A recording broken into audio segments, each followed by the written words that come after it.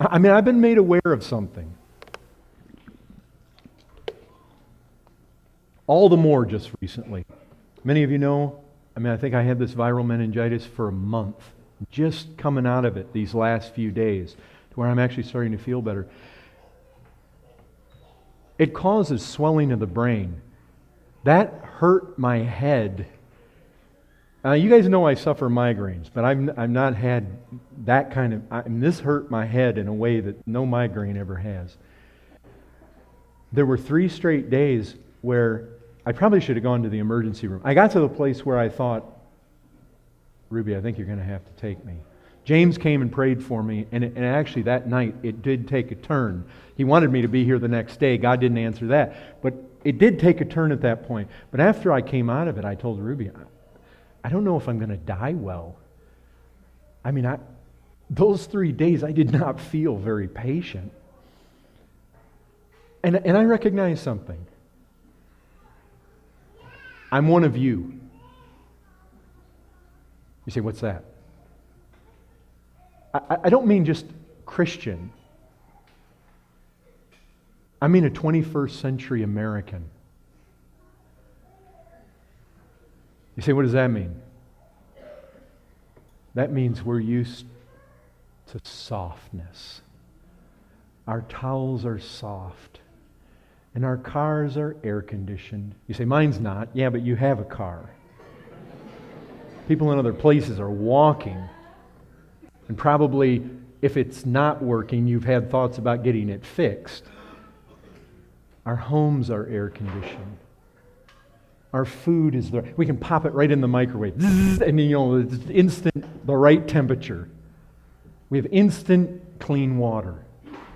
Now, it's like these cell phones and computer, instant Facebook, instant chat, instant email, everything is instant. We want it now. We're very entertained people. We're very soft people. Let's just call it what it is. Brethren, when you compare us, John was just telling us in the elders meeting about these guys over in Iraq. He said, we can learn some things from them. He said, they don't know the doctrine we know, but we can learn. What can we learn? We can learn about suffering persecution. Oh yeah, when the things start happening that Jeff was mentioning in the Sunday school, it's going to test us. The thing is, there's some spiritual conditioning that we really need. And if we're going to fight sin, we tend to be spiritual lightweights. When things get difficult, we try these little things, a little new program. Oh, I got this book that's, we try the little deal over here. Oh, we just discovered this new preacher. But see, we want results immediately. We want things to happen right now. Now. And we don't want to think too long about anything. Give me that. Look, Facebook. Oh, they're doing this and they're doing that. We're going to do this and back and forth. Brethren, I don't know about the discipline of our generation to really be able to sit down and just meditate on the fact that we're dead to sin long enough for it to do us any good. Why? Because we put so much stuff in our brain to cause us to forget what's essential so quickly. Brethren, you know what? We're not Americans. We're not 21st Americans first. We're Christians first. And what God commands us to do is you need to do whatever is necessary in your life to be able to fill your head with this reality and have your mind renewed and get the garbage out. Get discipline. You know what? It's not a sin not to have a cell phone or a computer. If you can't govern that thing, if you can't rule over it, if you can't master it, if you can't obey God because of it, get rid of it. Some of you can't turn your ringer off. It's amazing to me. I must offend lots of people these days because of this text thing. Sometimes I won't get back for a day or 2 or 5 on a text.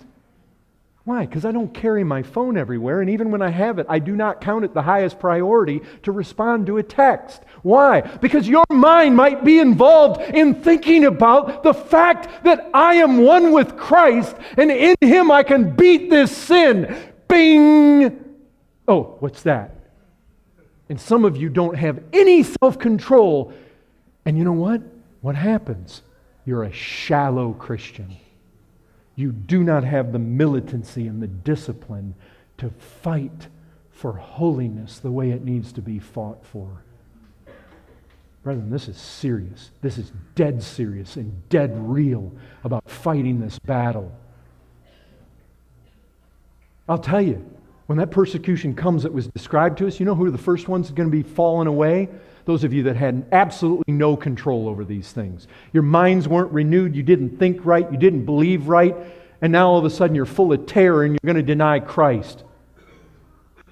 Because you're not gripped by the truth, because you haven't taken a long enough time in your life to let it sink down and permeate your being. God commands you to consider yourself to be what you are and what He has made you. We've got to, brethren, part of the reason this is such a fight is because we've got to fight to think right. That alone is the fight. That means we've got to be disciplined enough with our brains, with our heads, with our minds, with our meditating, with our pondering, that we're actually taking enough time undisturbed, undistracted. Brethren, I'll tell you the people who are going to excel in this battle and excel in holiness, they're the people that have self-control here. They can set aside big amounts of time and say, I'm going to dwell on the glories of what it means to be one with Christ, united to Christ, in Him. We have an American softness. Many of you may have heard Andy Hamilton when he said, he spoke to Elizabeth Elliot. They had dinner with her before she died. And she said, back in the 50s, of course her and her husband, they went down to South America.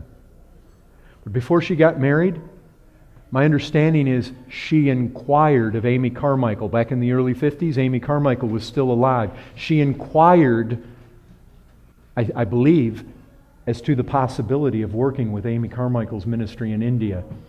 She told the Hamiltons, sight unseen, Americans were being turned down by Amy Carmichael's ministry because they were considered, back then, being too soft. Somebody like Elizabeth Elliot, not even given a chance. Why? Because Americans as a whole were counted too soft in the 50s.